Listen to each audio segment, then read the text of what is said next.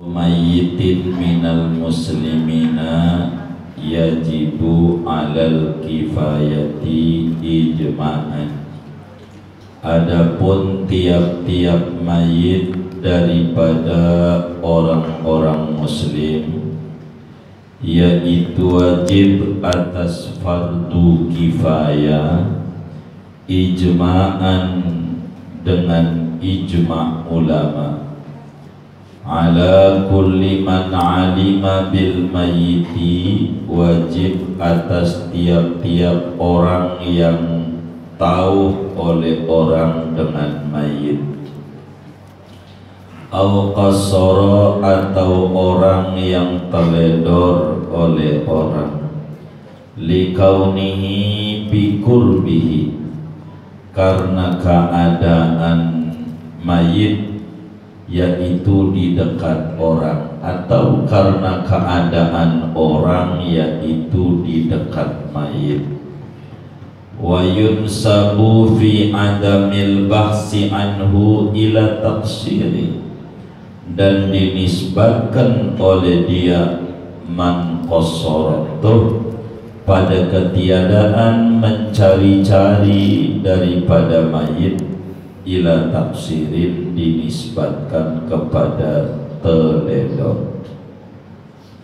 Arba'atu asya'a, wajib oleh 4 perkara.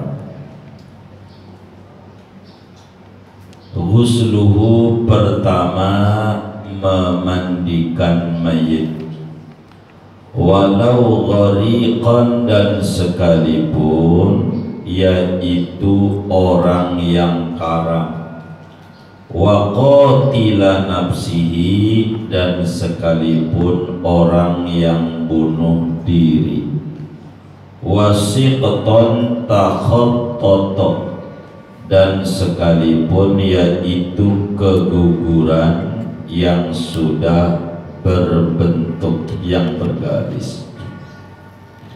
Lakin fi ghuslil mayyiti qaulun lil malikiyati innahu sunnatun, tetapi pada memandikan mayit yaitu ada pendapat bagi ulama madhab Malik bahwasanya memandikan mayit yaitu hukumnya sunnah.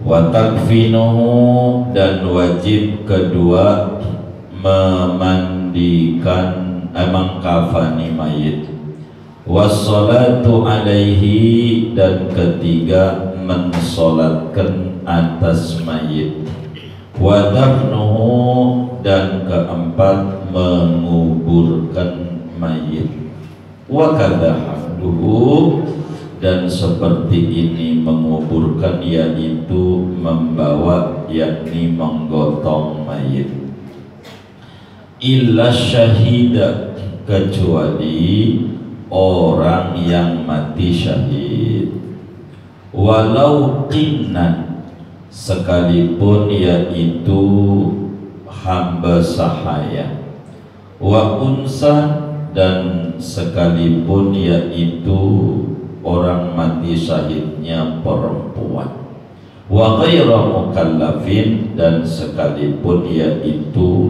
belum mukallaf, tidak mukallaf. Mata yang mati oleh orang mati syahid fi hali qitalil kufari, pada keadaan peperangan dengan orang-orang kafir, au kafirin wahidin, atau satu orang kafir, bisa babil qitali, matinya dengan sebab perang, ka'an asobahu silahun, ka'an asobahu silahu muslimin,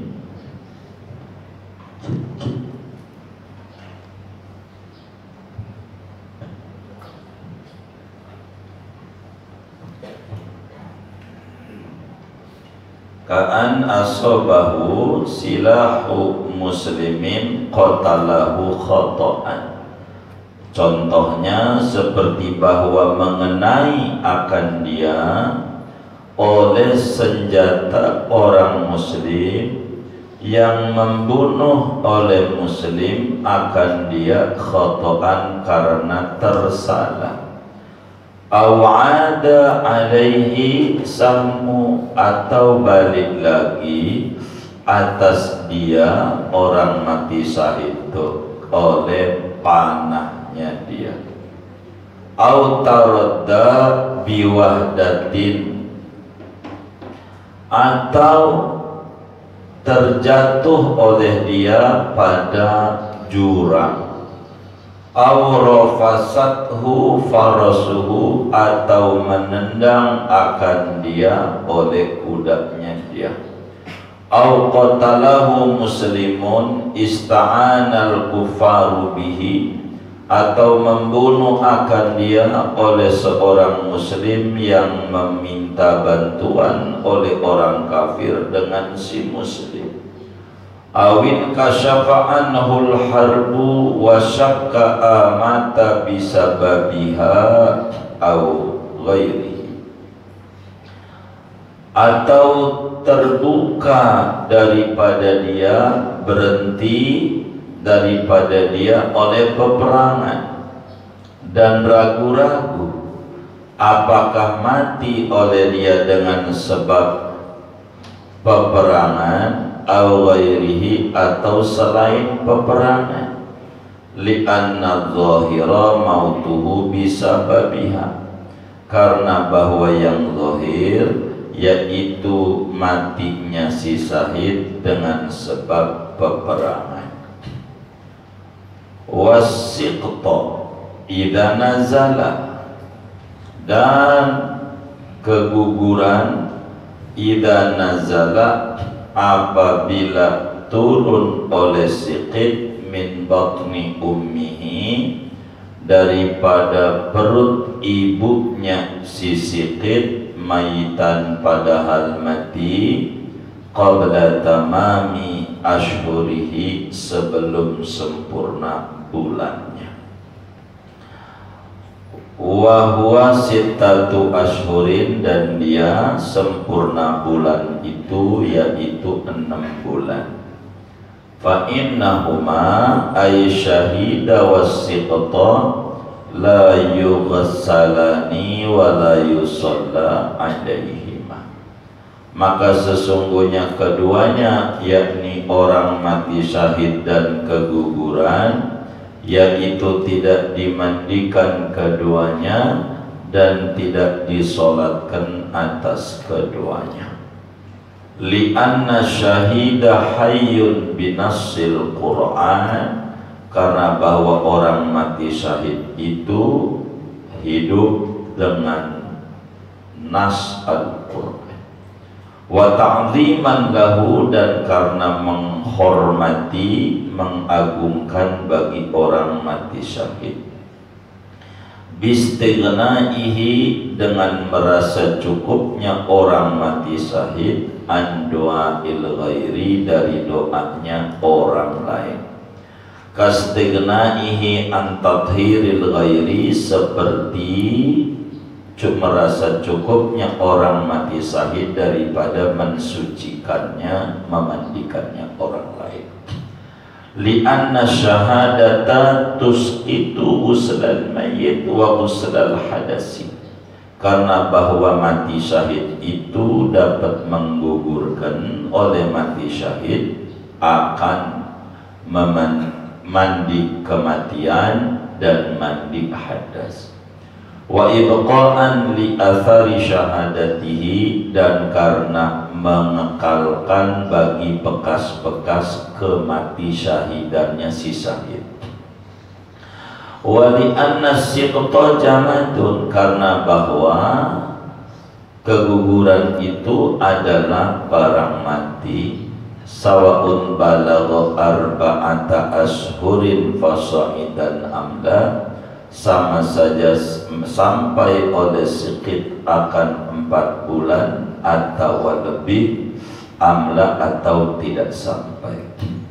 Lakin in dhahara khalquhu, Akan tetapi jikalau nampak oleh penciptaannya sisikit bi anta khattata, dengan bahwa bergaris oleh sisikit, bergambar, wajib ghairu sholati alaihi, maka wajib oleh selain mensolatkan atas sisikit. Wa illam yablugh arba'ata asyhurin, meskipun tidak sampai oleh sikit akan 4 bulan. Wallahu a'lam. Kita bedah.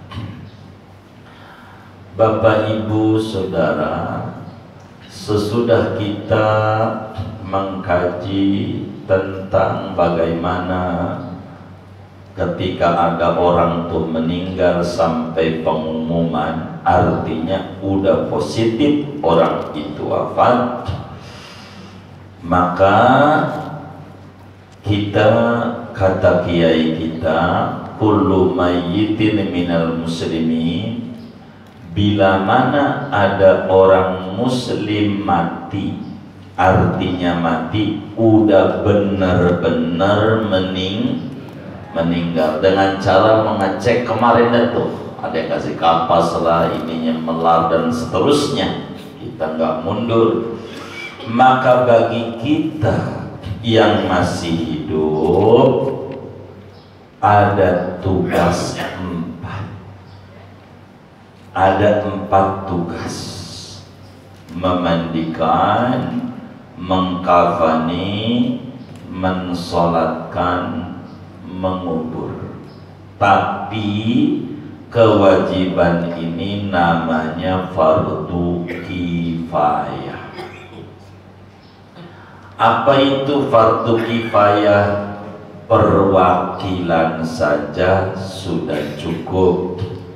Ada keluarga yang ngurusin, yang dia bakal dapat warisan, mandiin, kafani, sholatin, kubur, jadi walaupun cuman 1 orang doang. Yang penting sekampung tuh ada yang ngurusin. Siapa? 1 orang.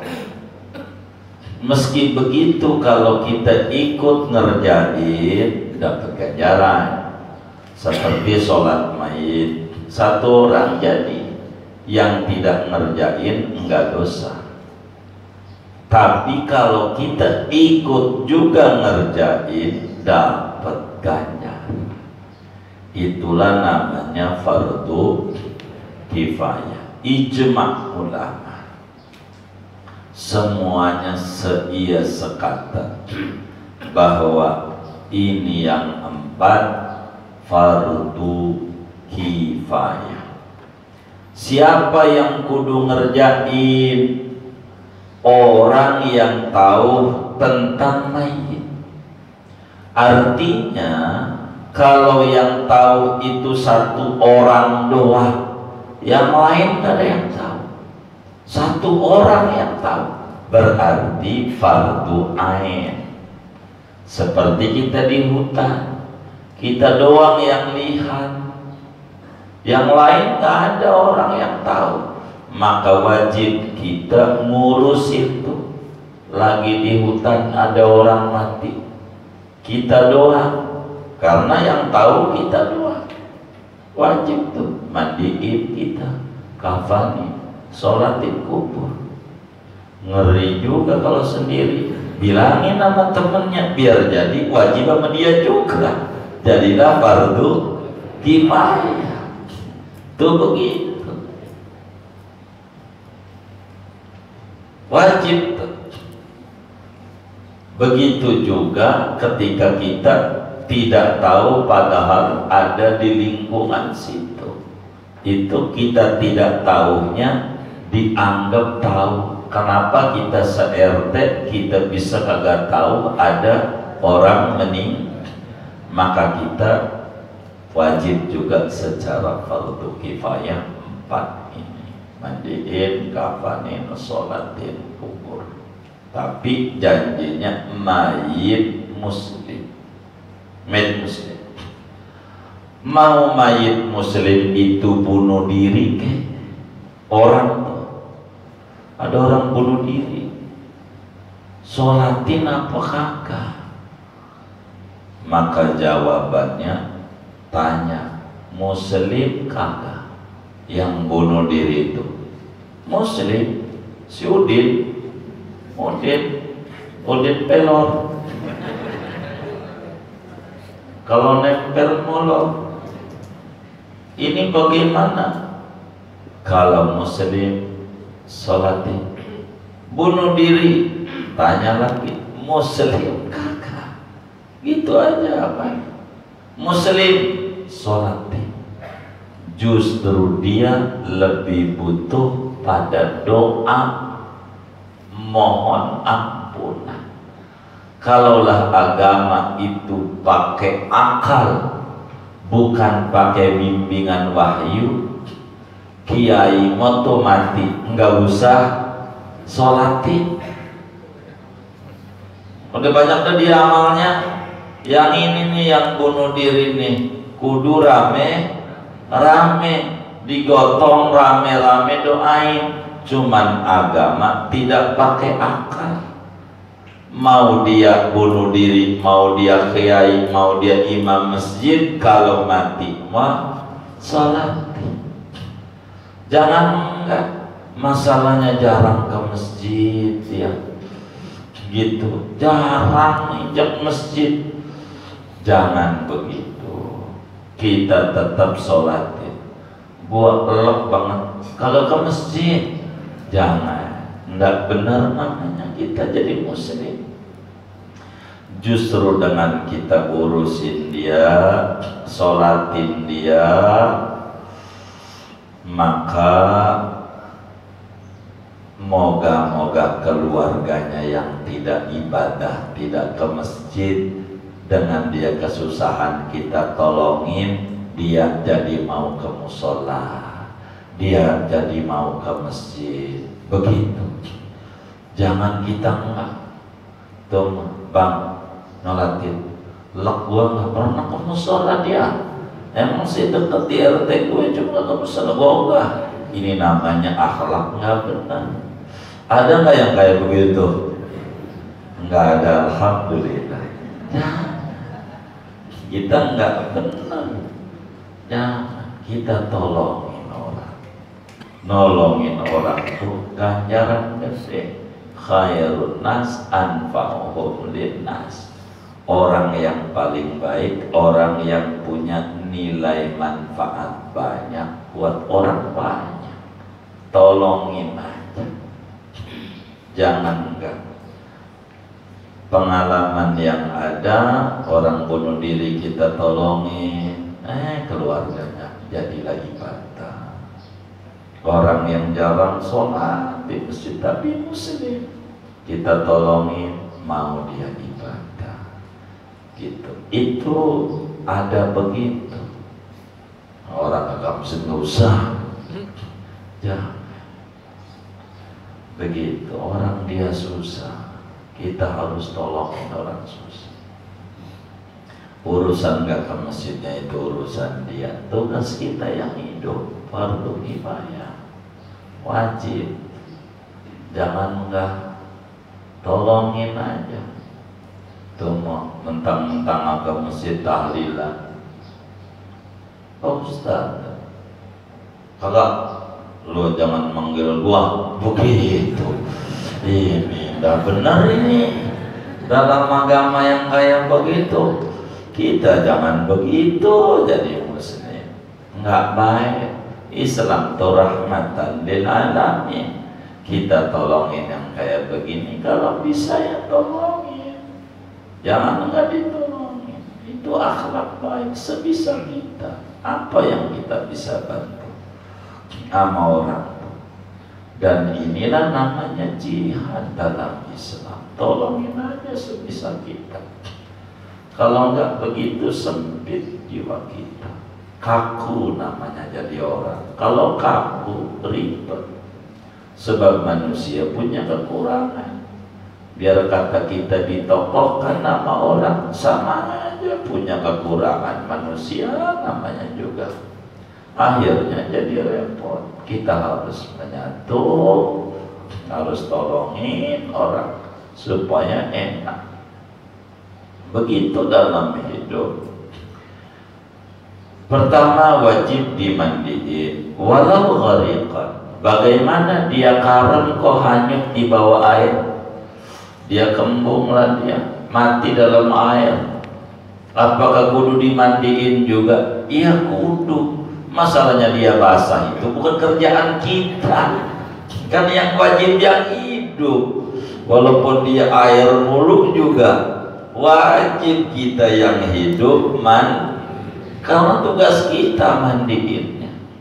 Inilah repot kalau udah kembung begini, bau udah 3 hari. Nah itulah amil harus rapi.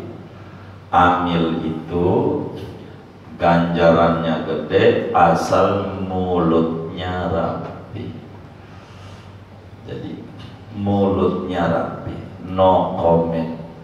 Kalau bapak-bapak jadi tukang mandiin, jadiin perut sebagai sepiteng keburukan mayit. Kalau ibu-ibu menjadi tukang mandiin, jadiin perutnya sebagai sepiteng penyimpan kekurangan mayit. No comment.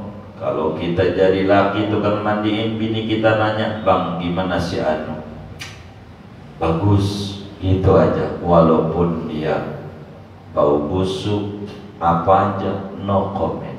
Jangan menceritakan. Kalau kita mulutnya rapi, jadi tukang mandiin, fa insyaallah meninggalnya mudah dan husnul khotimah menanti dia. Ada kasus di Jakarta Barat,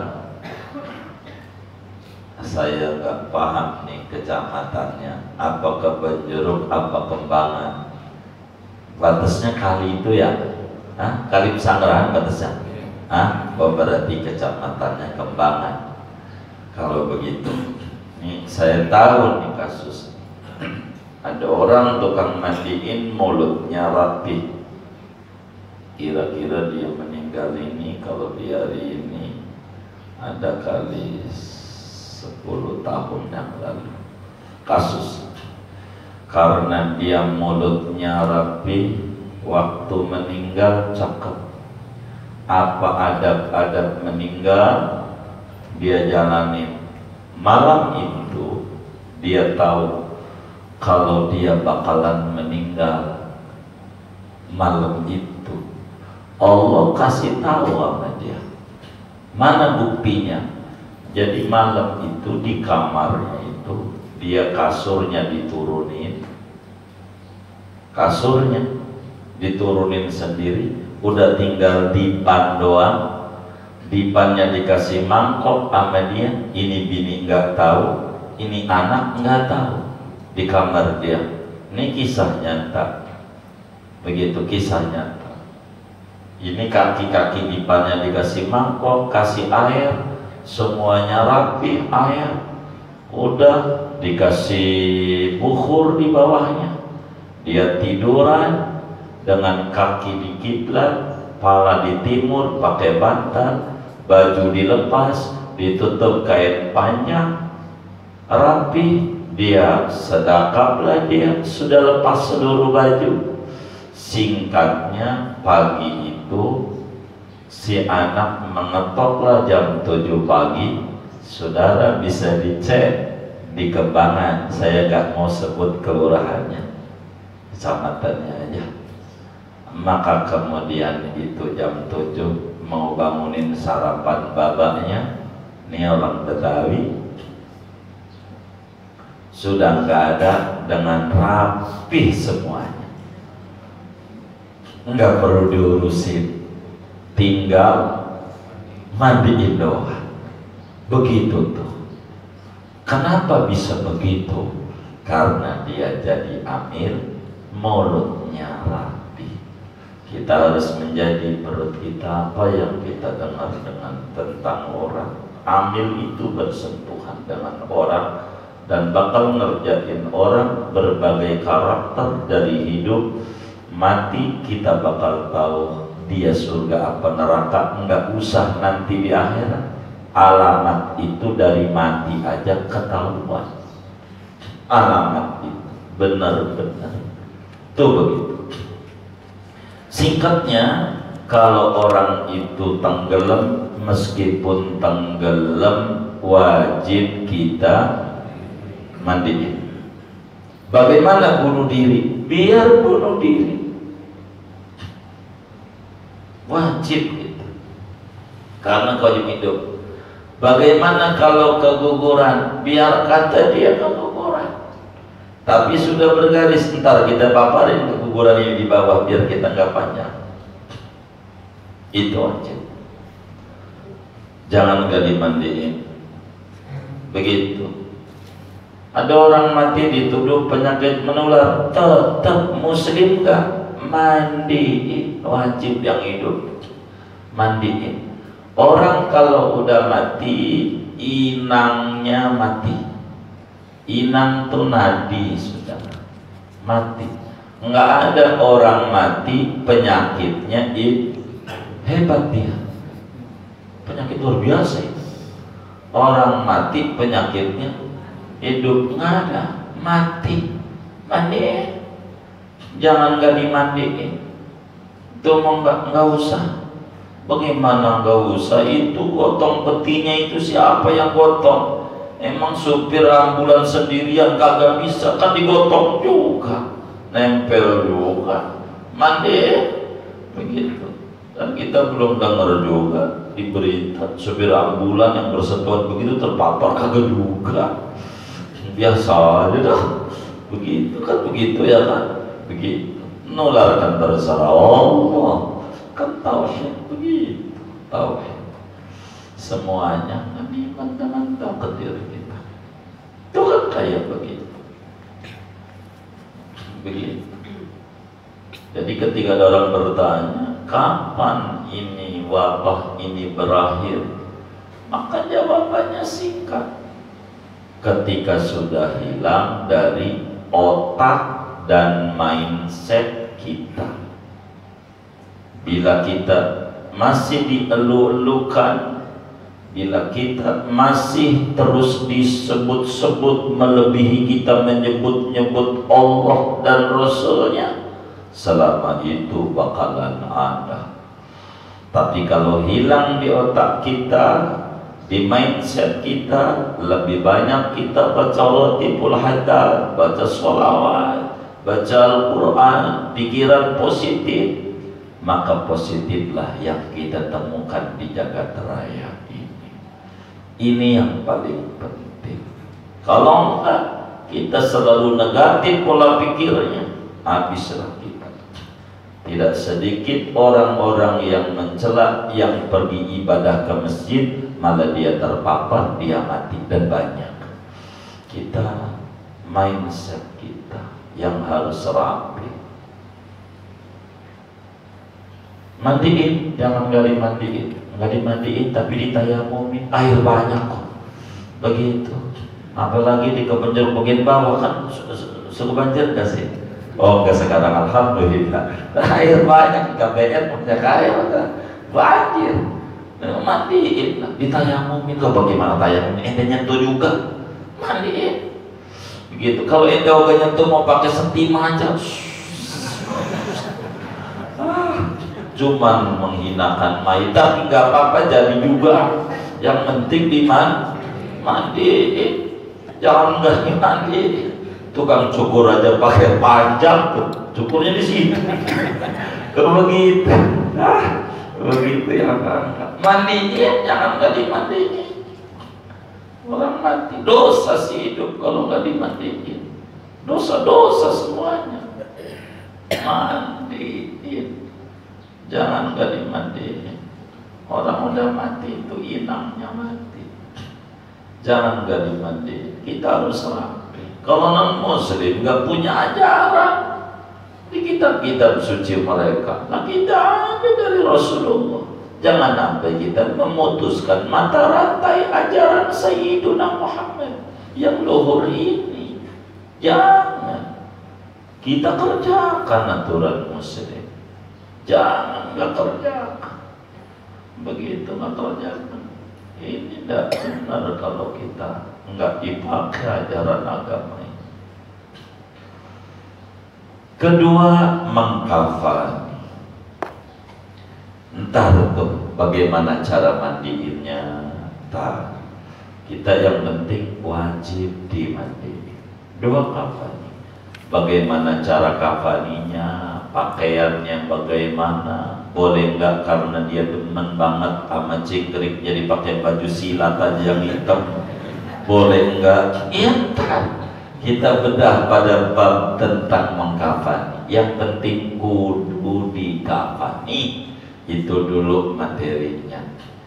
Ketiga, kudu disolati. Jangan enggak.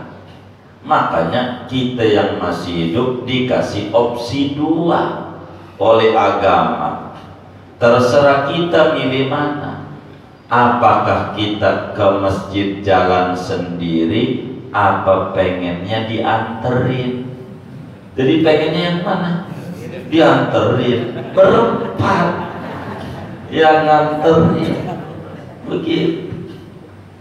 Jangan sampai ke masjid kagak mau, dia ke mall mau, sholatin aja di mall. Kalau ke masjid gak mau, kan begitu. Kita ibadah, sholat. Cuman kalau dianterin, barisnya di depan imam. Kalau dianterin, di depan apa di belakang? Di depan kalau dianterin. Begitu, mumpung kita masih bisa jalan, main ke masjid, insya main, jangan enggak. Biar kita masjid menjadi penenang kita. Nah, kalau kita ogah sama masjid, lalu mati dibawa ke masjid, marah. Itu mayat teriak-teriak, bukan kemari saya, mestinya ke Teluk Naga. Yang dia mancing mulu, ke masjid gak mau. Dia nggak mau, bukan tempatnya. Tapi kalau sering ke masjid, dibawa ke masjid, pas. Emang ini tempat saya, begitu. Sholatin aja. Keempat, kuburin. Wajib.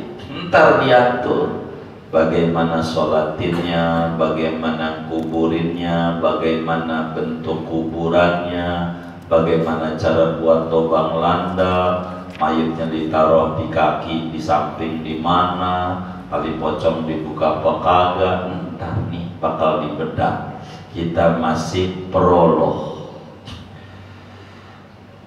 kewajiban. Tapi ada satu kewajiban di luar empat, namanya wasilah. Lil wasail hukmul maqasid. Sebetulnya 5 bukan 4 kata Syekh, yaitu gotong mayit.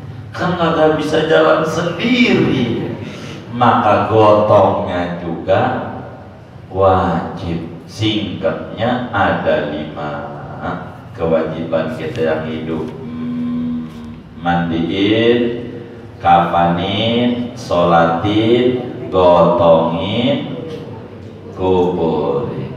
Ntar diatur gotongnya, kepala dulu apa kaki dulu. Ini diatur Islam. Ntar kalau udah ngaji gotong, begitu, mana dulu nih gotongnya nih. Kalau sholatin, palanya di kanan apa di kiri, entar. Pada bagian sholatinlah kita bakal bedah dikit demi dikit daripada kajian kita ini. Jadi kewajiban muslim yang hidup kepada muslim yang meninggal dunia 5. Kesimpulannya, mandiin, kafanin, sholatin, gotongin, dan nguburi. Nih bakal dibedah semuanya ke depan, kecuali yang tidak wajib dimandikan dari 4 nih atau dari 5 nih adalah 1 orang mati syahid. Ini keluar dari hukum. Saya singkat dulu supaya paham. Syahid itu saudara ada 3 syahid. Ada 3 macam. Yang pertama namanya syahid dunia akhirat. Itu yang pertama. Yang kedua namanya syahid dunia saja. Yang ketiga namanya syahid akhirat saja. Yang keluar hukum ini dari 4 ini atau panjangnya 5 ini adalah syahid dunia akhirat dan syahid dunia saja. Kalau dia syahid dunia akhirat dan syahid dunia, tidak perlu dimandikan dan tidak perlu disolatkan, hilang 2. Tinggal dikafani dengan baju perangnya dan dikubur. Kalau syahidnya dunia akhirat, kedua syahid dunia saja. Kita bedah dulu. Apa syahid dunia akhirat? Yaitu orang yang mati dalam keadaan peperangan melawan orang kafir dengan niatan membela agama. Itu namanya syahid dunia akhirat. Orang yang perang melawan orang kafir dengan niatan dalam hatinya membela agama. Itu namanya syahid dunia akhirat. Kedua, syahid dunia saja. Apa itu syahid dunia saja? Orang yang mati berperang melawan orang kafir, namun niatan di hatinya kepentingan dunia, pengen dapat cewek cakep, pengen dapat jarahan rampasan perang, pengen dikata pahlawan. Ini namanya syahid dunia. Pengurusannya sama dengan syahid dunia akhirat, sama. Sebab niatan dia jelek, kita nggak bisa kontrol, nggak tahu urusan Allah, maka dikelompokkan dia pada syahid dunia akhirat. Artinya syahid dunia saja, di dunia pengurusannya kayak syahid, tapi di akhirat tidak dikumpulin bersama orang mati syahid. Namanya syahid dunia saja. Ketiga, syahid akhirat saja. Apa artinya syahid akhirat saja? Orang yang mati daripada muslim yang di akhirat dapat ganjaran mati syahid sehingga masuk surga duluan, tidak perang. Ada orang mati di akhirat dapat ganjaran syahid, tapi di dunia pengurusannya biasa, Di dunianya di akhiratnya luar biasa. Apa di dunia biasa? Kudu dimandiin, kudu dikafanin, kudu disolatin, kudu dikuburin. Di dunianya biasa. Dan syahid akhirat ini banyak unsurnya, ribuan. Contoh syahid akhirat, dia mati kerubuhan rumah, lagi betul rumah di kerubuhan, dia mati kebakaran, tuh syahid di akhirat, gosok dia, disebutlah Sunan Gosok. Gosok begitu. Ini syahid akhirat. Mana lagi ya? Iya, ketabrak kereta, karem, hanyut dia, mau ziarah di Pulau Seribu, ziarah Pulau Seribu, gitu, dia ngeguling mati, syahid akhirat. Mana lagi? Ngelahirin, ada ibu-ibu ngelahirin, pas ngelahirin mati, bayinya hidup, umpama ini namanya dapat pahala syahid. Tapi di dunia biasa, kudu dimandiin, kudu dikafanin, sholatin, kubur biasa. Ini luar biasa ibu-ibu yang ngelahirin, masuk surganya duluan, masuk surganya, gede ganjarannya. Kalau sampai dia mati, yang orang kampung mah yang mati ngelahirin ngeri juga, karena kagak ngerti dia. Orang mulia ya, mulia. Bila perempuan tuh ngelahirin, lalu kemudian dia pas ngelahirin kehabisan cairan dan seterusnya, dia mati, itu surganya duluan, kemuliaan buat dia. Itu begitu. Husnul khotimah luar biasa. Ngelahirin begitu. Husnul khotimah luar biasa. Mana lagi? Mati dia lagi mondok di pondok lah dia. Lagi ngaji di majlis taklim, ngajinya nyender, mati. Enggak, ini kan umpama, enggak usah geser-geser. Ini umpama, dia mati lagi ngaji, syahid akhirat. Mana lagi? Mati kena wabah COVID begitu, kena wabah menular, mati, ini syahid. Tapi syahid akhirat. Di dunia biasa, kudu mandiin, kudu kapanin, kudu sholatin, kudu kuburin. Itu mah jangan baju-baju matinya diketah aja malakban, kejam ini, dosa.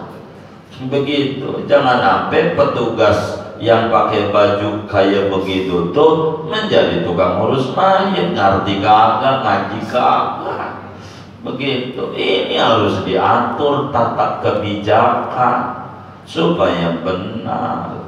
Ini bukan syahid kayak perang, ini syahid akhirat, dapat ganjaran mati syahid. Tapi di dunia mah biasa, maka unsurnya banyak. Syahid akhirat. Mana lagi contoh gampang? Tidur punya wudu. Nih kita tidur, sebelum tidur wudu dulu. Wudu, tidur dah kita, tuh mati kita, maka kita masuk surganya duluan, dapat ganjaran mati syahid, sebab tidurnya punya wudu. Sebelum merem kentut wudu lagi, begitu. Sebelum merem ini nyolek wudu lagi. Emang begitu. Emang begitu. Pokoknya tidur punya wudu. Waduh, ini mau jauh nih dari ini, lagi covid begini, udah jauh aja, beda kamar dan lakinya di dapur, nggak apa gitu, dekat tempat burung-burungnya itu apa kayak itu. Banyak syahid akhirat itu, banyak unsurnya, banyak begitu.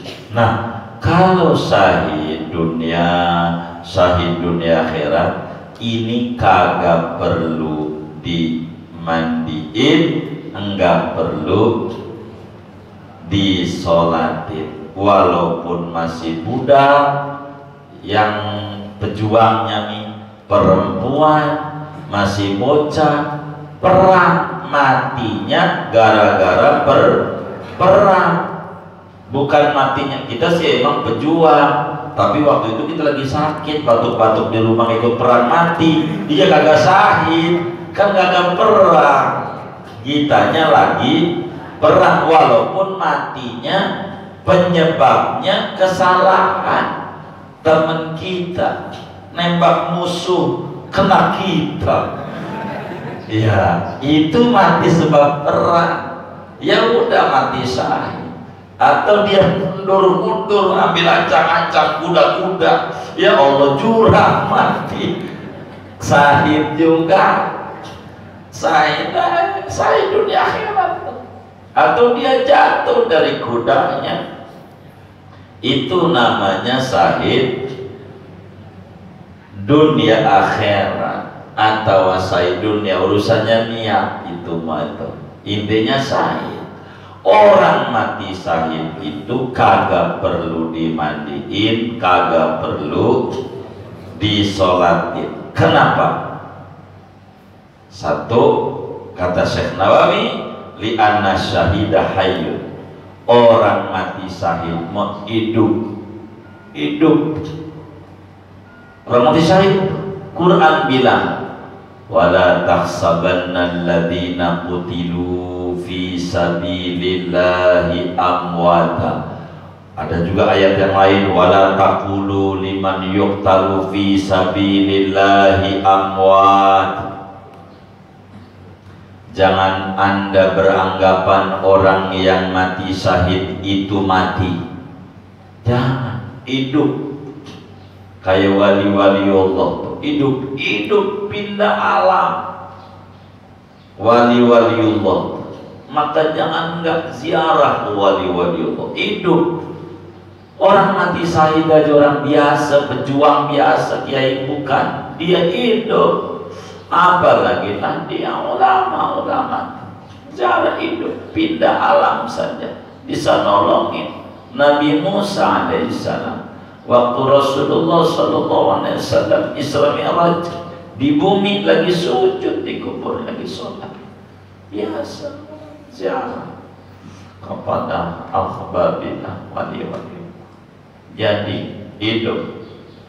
Kedua, di hadis Nabi, dalam hadis riwayat Imam Bukhari dari Abi Sa'id Al-Khudri radhiyallahu ta'ala anhu, waktu perang Uhud itu Nabi main kubur aja, 70 pejuang, kubur aja, enggak dimandiin, enggak disolatin, udah pakai baju perangnya aja yang ada. Dan banyak hadisnya, enggak usah. Sebab apa? Kalau dimandiin bakal ngilangin saksi. Syahid itu saksi, darahnya nih, darah perangnya kan kalau dimandiin hilang. Begitu hilang, begitu, maka enggak usah. Kalau COVID bukan syahid, bukan. Orang sebelumnya penyakit gula, sebelumnya aja begitu, bukan. Jadi syahid akhirat, ini dunia biasa. Jadi ini orang mati syahid tuh, kalau dimandiin darahnya hilang, begitu. Kedua, karena Ketiga alasannya karena orang mati syahid itu sudah cukup dengan dia disaksikan oleh malaikat dengan pengampunan dosa dia, sehingga tidak perlu lagi didoain orang lain dengan disolatkan, enggak perlu. Orang mati syahid dunia akhirat tuh begitu. Ketika dia mati syahid itu dia enggak perlu dimandiin, mandi hadas aja enggak perlu mandi hadas. Ada nih cerita perang Uhud. Rasulullah SAW, saya lupa nama sahabatnya ini, lupa. Begitu, lupa. Harus dibuka lagi. Lagi perang. Dia lagi tidur sama bininya pengantin baru. Baru dengar orang pada lari-lari perang, dia dicabut, dia lagi tidur sama bini. Langsung aja dia pakai baju bawa senjata perang. Belum mandi, belum mandi, langsung aja tuh sahabat tuh. Dia lagi tidur, orang lari perang, Rasulullah nyuruh perang, cabut dia. Seronda aja belum kelar, pengantin baru mati di medan perang, itu belum mandi, kagak apa-apa, mati syahid. Begitu, mati syahid. Itu lagi tidur. Itu begitu para sahabat. Kalau kita pura-pura kagak kenal. Dua Allah, kalau sahabat itu luar biasa sama Nabi, kayak begitu. Sahabat terus. Itu begitu. Oleh karena itu orang mati syahid dunia dan syahid dunia akhirat tidak perlu dimandikan dan tidak perlu disolatkan. Kedua, keguguran.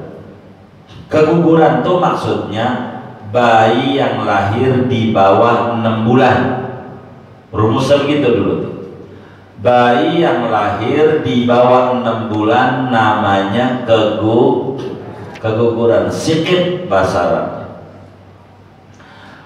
Kalau sudah 6 bulan ke atas, 7 bulan, 8 bulan, lahir mati, ini mau udah dewasa, ini mau udah berarti hukumnya 4, dimandiin, kafanin, sholatin, kuburin.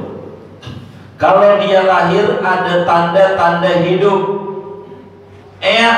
orang gede, baru doang mati, orang gede, sama kudu dimandiin, kafanin, sholatin, kuburin. Atau dia berontak-berontak, kagak, mungkin kalau tubuh gede bisu, mati, itu sama kayak orang gede, Tapi kalau keguguran ini sudah berbentuk,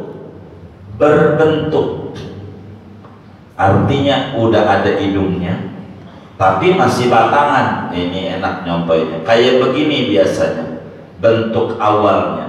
Jadi kita orang nih 40 hari pertama namanya masih mani.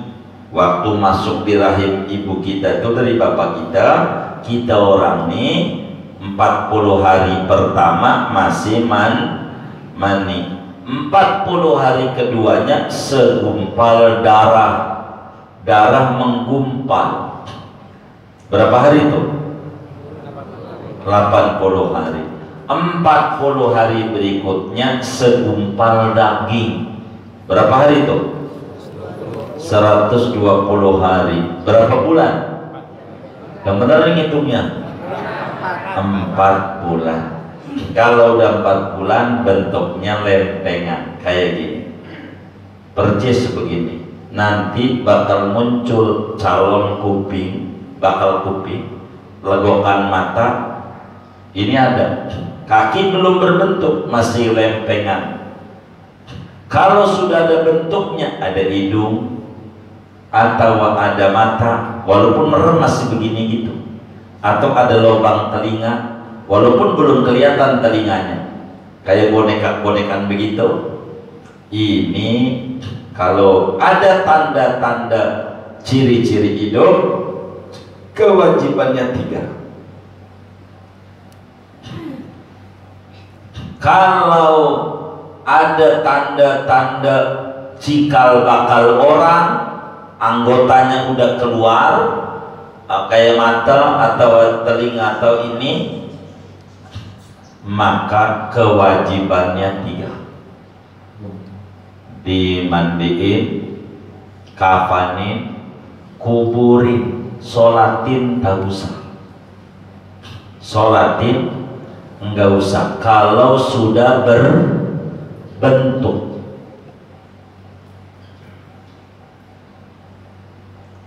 Udah berbentuk. Kalau belum berbentuk, masih lempengan doang, segumpal darah doang, masih kayak papan, enggak ada kewajiban apa-apa. Enggak ada kewajiban. Saudara mau buang tong sampah silakan. Saudara mau kubur silahkan. Cuman sunat 2, sunat doang. Dikafani, kuburin, sunat. Kalau masih segumpal darah menggumpal, udah kafani, kuburin. Ada nifas, itu hukum lain. Ini hukum bayinya. Jadi kalau keguguran itu, kalau dia ada tanda-tanda hidup, teriak, atau kelojotan tuh bayi, itu mah nggak usah pakai tanya-tanya, kayak orang gede aja. Kudu dimandiin, kafanin, sholatin, kuburin. Kalau nggak ada tanda-tanda hidup, tapi udah berbentuk, bergaris, kalau bahasa kitab tadi itu 3, dibuang, nyolatin, mandiin, kafanin, kubur. Tapi kalau belum berbentuk, masih segumpal darah atau segumpal kaki, belum berbentuk, enggak ada kewajiban apa-apa, cuman sunat doang. Kafani, kubur, enggak mesti di kuburan di Tosiga, sampai ke rumah juga Pak, kayak begitu.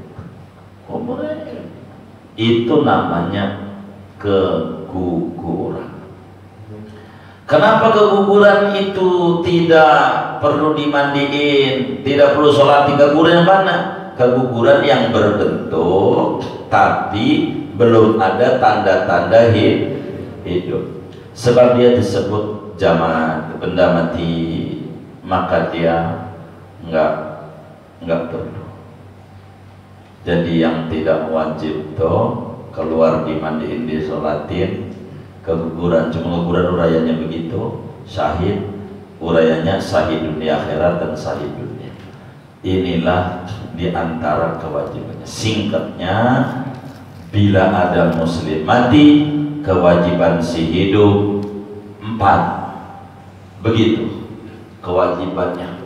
Mau kayak apa kayak kelakuannya, mau bagaimana kayak kelakuannya, itu seperti demikian. Wallahu a'lam bishawab. Segini buat tanya jawab saja.